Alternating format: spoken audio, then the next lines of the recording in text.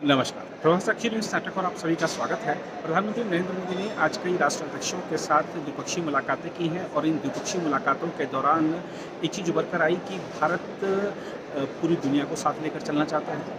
वैश्विक परिदृश्य में भारत एक ईमानदार और एक सच्चा साथी बनकर उभरा है। ऐसे तमाम उदाहरण दिए जा सकते हैं जिसमें दुनिया के कई देशों ने देखा कि जब संकट का दौर आया तो भारत ही मदद के लिए खड़ा हुआ निस्वार्थ भाव से। और संकट के काल में दुनिया ने देखा भी है, चाहे वो कोविड का काल हो, चाहे अन्य कोई भी प्राकृतिक आपदा की बात हो, तो भारत सबसे पहले मदद के लिए पहुंचता है।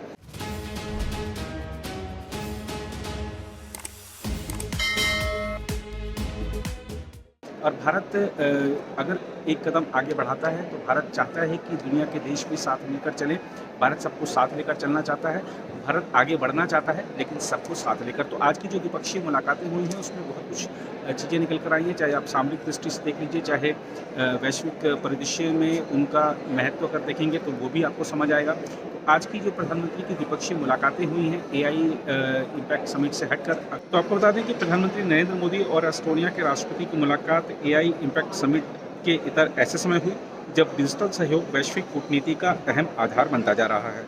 दोनों नेताओं ने भारत एस्टोनिया संबंधों की विभिन्न धाराओं की समीक्षा की और खासतौर पर डिजिटल टेक्नोलॉजी, ई गवर्नेंस और लोगों के बीच संपर्क बढ़ाने पर जोर दिया।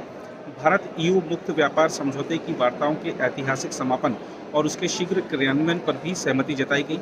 सामरिक दृष्टि से एस्टोनिया, जो डिजिटल गवर्नेंस में विश्व अग्रणी माना जाता है, भारत के डिजिटल ट्रांसफॉर्मेशन, साइबर सुरक्षा और स्टार्टअप इकोसिस्टम के लिए उपयोगी साझेदार है। बाल्टिक क्षेत्र में एस्टोनिया के साथ मजबूत रिश्ते भारत की यूरोप नीति को भी मजबूती देते हैं। वहीं सर्बिया के राष्ट्रपति के साथ प्रधानमंत्री मोदी की द्विपक्षीय वार्ता में व्यापार, निवेश, एआई, फिनटेक, शिक्षा, कृषि और पर्यटन जैसे क्षेत्रों में सहयोग बढ़ाने पर चर्चा हुई। भारत और सर्बिया के संबंध ऐतिहासिक रूप से गुटनिरपेक्ष आंदोलन के दौर से ही मित्रतापूर्ण रहे हैं, जिनकी नींव आपसी विश्वास और जन जन के रिश्तों पर टिकी है। सामरिक रूप से सर्बिया दक्षिण पूर्व यूरोप में एक महत्वपूर्ण देश है, जहां भारत अपनी आर्थिक और तकनीकी उपस्थिति बढ़ाकर यूरोपीय बाजारों तक पहुंच मजबूत कर सकता है।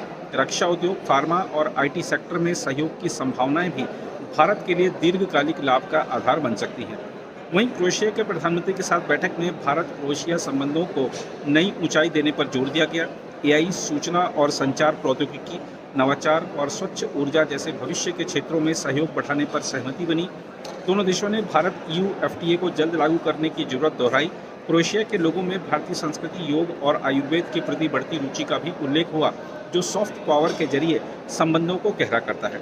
सामरिक नजरिए से क्रोएशिया एड्रियाटिक सागर क्षेत्र का अहम देश है और यूरोप में लॉजिस्टिक्स, पर्यटन और नवीकरणीय ऊर्जा परियोजनाओं में भारत के लिए अवसर खोलता है। स्पेन के राष्ट्रपति के साथ प्रधानमंत्री मोदी की मुलाकात बहुआयामी साझेदारी को मजबूत करने पर केंद्रित रही। रक्षा, सुरक्षा, तकनीक, नवाचार, स्वास्थ्य, जलवायु कार्रवाई और शिक्षा जैसे क्षेत्रों में सहयोग बढ़ाने पर चर्चा हुई। 2026 को भारत स्पेन संस्कृति, पर्यटन और एआई वर्ष के रूप में मनाने की पहल दोनों देशों के रिश्तों को जन स्तर तक ले जाने का प्रयास है। विश्वविद्यालयों के बड़े प्रतिनिधिमंडल का भारत आना अकादमिक और शोध सहयोग की संभावनाएं बढ़ाता है। सामरिक दृष्टि से स्पेन यूरोपीय संघ और लैटिन दुनिया के बीच सेतु का काम करता है, इसलिए उसके साथ गहरे रिश्ते भारत को व्यापक भू राजनीतिक और आर्थिक लाभ दे सकते हैं। वहीं फिनलैंड के प्रधानमंत्री के साथ हुई विस्तृत वार्ता में व्यापार दोगुना करने, डिजिटलाइजेशन, एआई रिसर्च, नैतिक नवाचार, 6G, स्वच्छ ऊर्जा, बायोफ्यूल और सर्कुलर इकोनॉमी जैसे क्षेत्रों में सहयोग बढ़ाने पर जोर दिया गया। फिनलैंड को एक उभरते नवाचार केंद्र के रूप में सराहा गया और जिम्मेदार एआई विकास पर साझा प्रतिबद्धता दोहराई गई। सामरिक रूप से फिनलैंड नार्डिक क्षेत्र का टेक पावर हाउस है, जहां शिक्षा, रिसर्च और ग्रीन टेक्नोलॉजी में विश्व स्तरीय विशेषज्ञता है। भारतीय प्रतिभा और फिनिश नवाचार का मेल भविष्य की अर्थव्यवस्था में भारत की स्थिति मजबूत कर सकता है।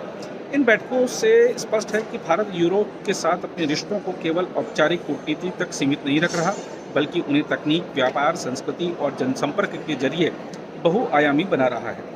एआई, डिजिटल टेक्नोलॉजी और स्वच्छ ऊर्जा जैसे भविष्य के क्षेत्रों पर फोकस बताता है कि भारत दीर्घकालिक रणनीतिक सोच के साथ आगे बढ़ रहा है। विभिन्न यूरोपीय देशों के साथ समानांतर रूप से रिश्ते मजबूत करना भारत की संतुलित और सक्रिय विदेश नीति का संकेत है।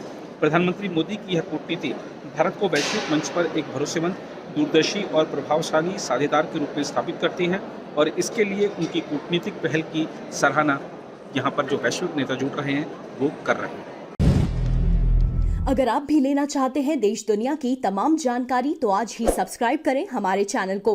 साथ ही नीचे दिए बेल आइकन को जरूर दबाएं ताकि हर अपडेट आप तक पहुंच सके।